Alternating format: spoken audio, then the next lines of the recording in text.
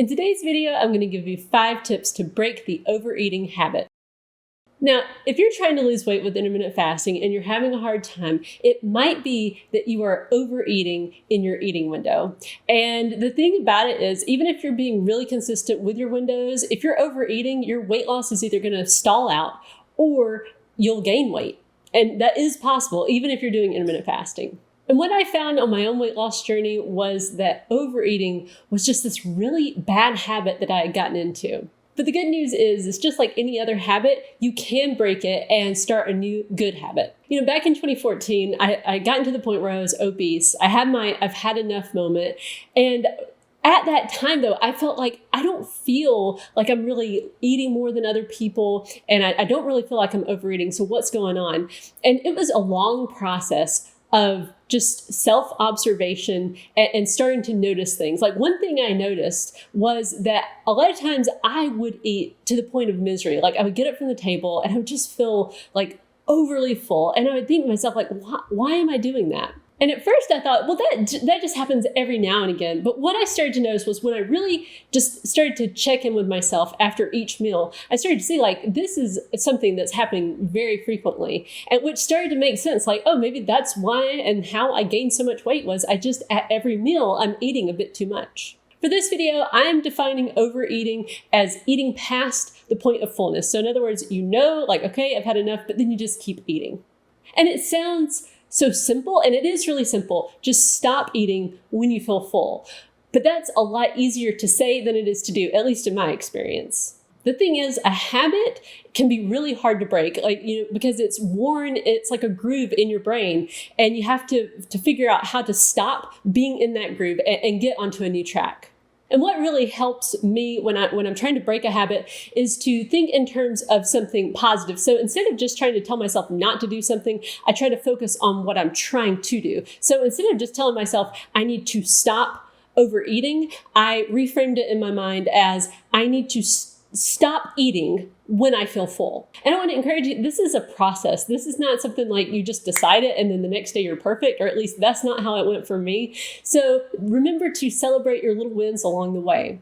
And again, you're never going to be perfect at this. I'm not perfect at it. I mess up too. But the main thing is if you do mess up, just learn from that experience. And when you do find that you did stop when you got full, then celebrate that. You may find you have quicker success in certain situations and slower success in others. So for example, I found that I had the quickest results when I was just eating by myself, when I was just focusing on my meal and that was it. It was just me. That's when I was able to stop when I was full. On the other hand, the situations that I found the hardest were when I was out at a restaurant with friends. I would just eat like way past the point of fullness. And so it just took me longer in each of those situations, which I think comes down to the level of distraction, which we'll get into in a later tip. So here are 5 practical tips to help you break the overeating habit. Number 1 is to slow down. The thing is, rushing through a meal makes it really difficult to, know even when you're full and then to stop because you're just in such a rush.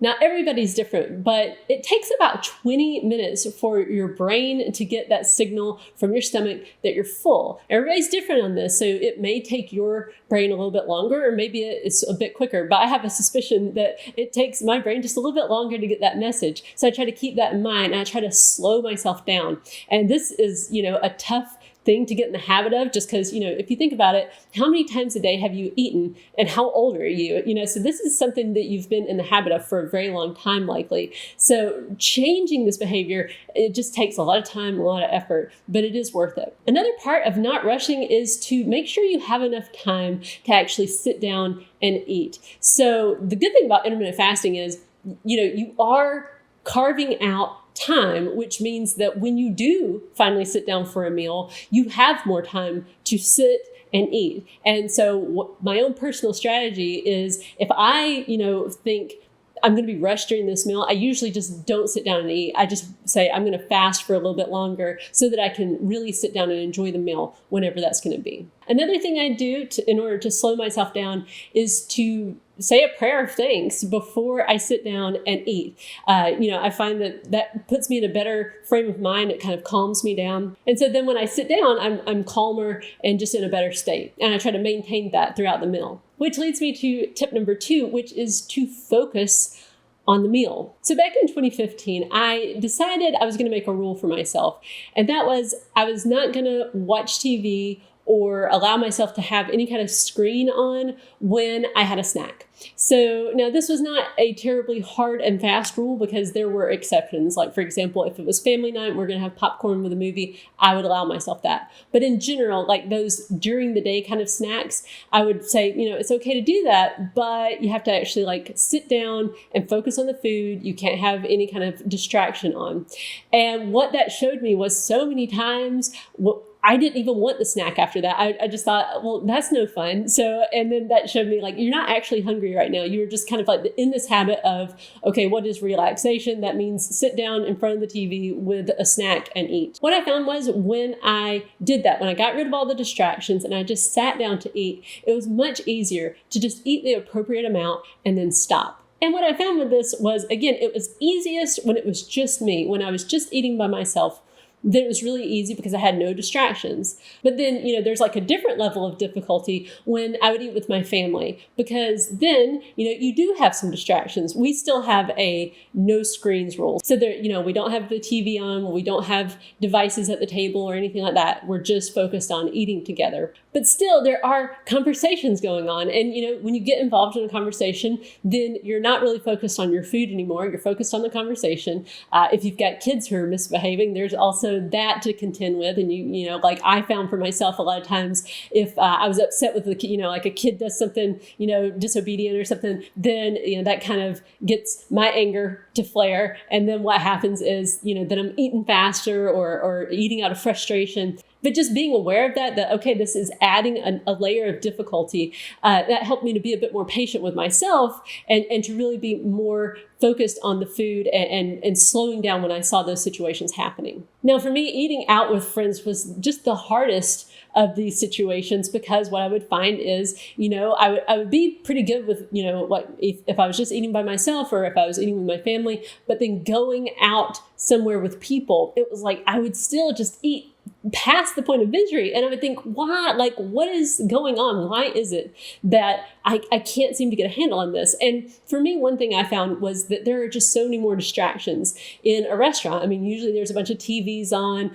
and you've got, just a lot of noise, and there's conversations, and sometimes there's awkward pauses. And so there are all these other little things that kind of take the focus away from the food and paying attention to, how much you're eating and putting it everywhere else. And so again, just having patience in that situation and understanding that, okay, this is just going to be more difficult. And so it may be that I overeat a bit here, but I can learn from it. The main thing is just to focus on the progress you're making and really celebrate those victories. I wrote down in my Google Doc in 2015, because I'd been working on this at this point for about a year, because I had noticed like, okay, when I'm out with people, I tend to just overeat. So how can I stop doing that? And I kept working on it. And finally, there was a certain time we went out with friends, and sure enough, I stopped myself. I stopped myself before I felt miserable. And so I went and wrote it in my Google Doc just to celebrate that victory. And I can still look back on that. And it's interesting what that does when you can have a little victory. It's like if you have a victory by yourself when you're eating, then that can help you have confidence when you're in a little bit more of a difficult situation, when there's more distraction. And then when you finally have victories in that, it can help you get to the next level. So again, really celebrate those wins. Tip number 3 is to listen to your inner dialogue. So once you have kind of created a quiet environment and you're focused on your eating, the next thing you're going to start to notice is that you are noticing your inner monologue, what's going on inside your head.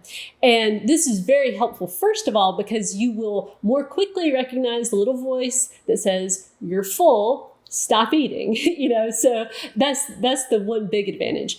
But then you're also going to start hearing these other things that are going on in your mind, and for me, what I found by listening to this dialogue was, wow, I have a lot of baggage when it comes to eating and my weight. And, I would start to see that, when I sit down to a meal, so many times the things that would be going through my head would be things like, oh, this name that somebody called me back in middle school, making fun of my weight, things that were so far in the past, but yet were like this loop in my mind.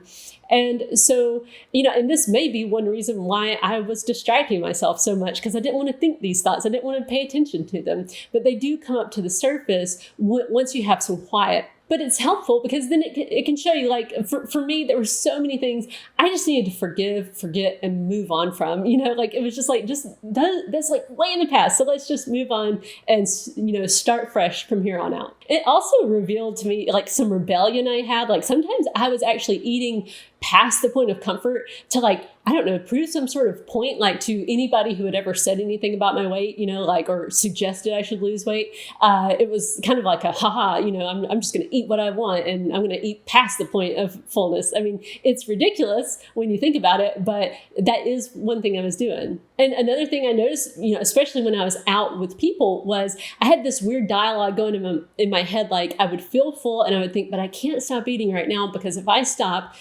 halfway through the meal, it's going to draw attention to me, and people are going to be asking me, like, oh, are you trying to lose weight? And I don't want to have that discussion. So I would just keep eating, which again is kind of ridiculous, but it was nice to know that that was part of what was going through my mind. And sometimes it was just something really super practical. Like, I would think, well, I don't want this food to go to waste, so I'd keep eating it. But the good thing about, when you recognize those thoughts is you can solve that problem. Like, for me, I realized, like, if that's the thing I'm worried about, I can just still stop eating and wrap the food up, put it in the fridge, and then have it later. Tip number 4 is to stand up.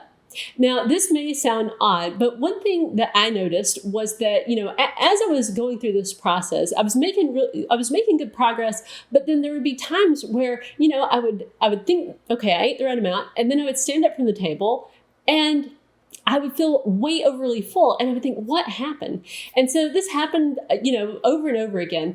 And then it occurred to me, like, oh, I get that feeling whenever I stand up. So what if I just try standing up? So for me, what this looks like is when I'm sitting there and maybe, I've had my first servings or whatever, and I'm kind of sitting there thinking, more, like, do I want a second helping of this or that, or maybe a third helping, depending on what kind of meal it is. And if I'm thinking that, then I just make myself just stand up, and I know that seems kind of awkward. So you can just, like, stand up to go get yourself some more, tea or water or whatever. Or, you can even stand up and just go to the bathroom. But the point is, it's just to stand up. And for whatever reason, I have found that helps me to really know, like, oh, wait, I really am full. So I can stop now. Tip number 5 is eat from a smaller plate. Now, when I was, working on this, I started to notice that when I ate from this size plate, like this is a 9-inch plate and this is a 10.5-inch plate. This is, a standard dinner plate, and this is called like a lunch plate. What I noticed was when I ate from this plate, I would feel overly full usually. Like, even when I was trying to be careful and really eat the right amount, I usually ended up eating too much. But if I used this size, I didn't have as many times where I would eat too much. And, one thing I found was that even like a little bit of an increase in the diameter of the plate really increases the area. So, like, this holds about 73% of what that other plate holds. And another thing to keep in mind is that at restaurants, at least here in America, the plate size is usually 12 to 13 inches. So that can even be like double what you are used to on your plates at home. So if you're using a big plate right now, just try switching to something a little bit smaller. So I hope that those tips have helped you. Remember, tip number 1 was to slow down. Tip number 2 was to focus on your food. Number 3 was pay attention to that inner dialogue. Number 4 was to stand up to see if you're really full. And number 5 was to try using a smaller plate. So I hope this video has helped you. If you'd like to see more content like this, be sure to subscribe down below. Thanks.